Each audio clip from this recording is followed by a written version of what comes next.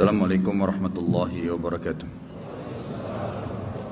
Terjadi kisah di Riyadh, seorang ibu, kisah nyata di Saudi. Ini di Riyadh ini sudah masyhur ceritanya nih. Antara seorang ibu dengan seorang TKW dari Indonesia.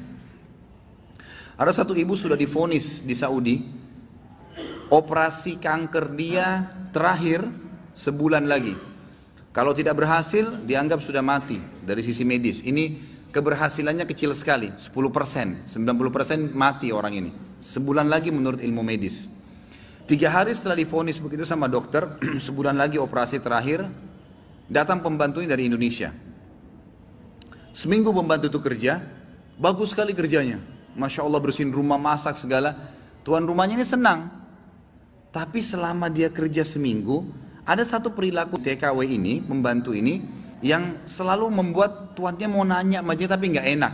Akhirnya setelah seminggu itu ditanya, ternyata dia kalau siang hari habis selesaikan kerjaan semua, habis siapin makan, dia masuk kamar mandi, lama di kamar mandi pembantu ini, nggak tahu buat apa gitu.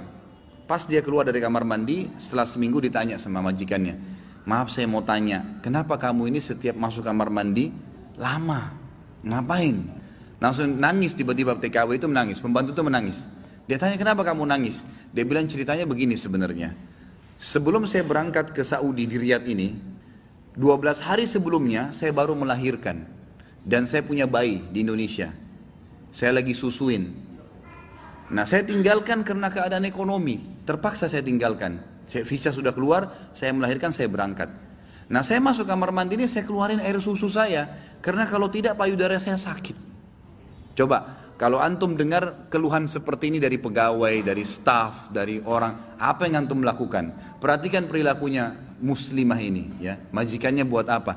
Ini ternyata menjadi penyebab penyakitnya hilang. Apa yang dia buat? Dia bilang, baiklah. Sambil dia nangis, dia dengar ceritanya, dia bilang, baiklah. Dia masuk, gajinya itu 800 real per bulan. Tuannya ini kebetulan punya duit di rumahnya, diambil dikali 24 bulan, 2 tahun. Dikasih pembantunya, ini uang kamu ambil. Besok saya belikan kamu tiket pulang ke Indonesia. Anggap kau sudah kerja 2 tahun. Pembantunya bilang, nggak apa-apa. Dia bilang, nggak apa-apa. Anak kau lebih penting daripada saya. Urus anakmu, nggak apa-apa. Terus ada pembantunya, baiklah kalau begitu terima kasih. Kata tuannya, kalau seandainya 2 tahun kemudian habis nyusuin kamu terfikir kembali, ini nomor HP saya, dikasih, pulanglah. Pembantu kita sudah selesai nih, TKW sudah pulang Indonesia. Kita sekarang berhubungan dengan kisah ibu ini. Apa kata dia? Semenjak pembantu itu berangkat, mulai hari itu setiap hari saya menangis. Menangisnya bukan karena sedih penyakit saya merasa terharu, susah menggambarkannya, terharu betul dan bersyukur kepada Allah. Bagaimana Allah membukakan pintu itu buat saya. Saya selalu bersyukur terus sama Allah karena saya terfikir untuk kasih gaji 2 tahun. Mungkin kalau terjadi pada kita, kita bilang, baiklah kamu pulang aja minimal. Pernah gak antum terfikir kasih gajinya lengkap semua?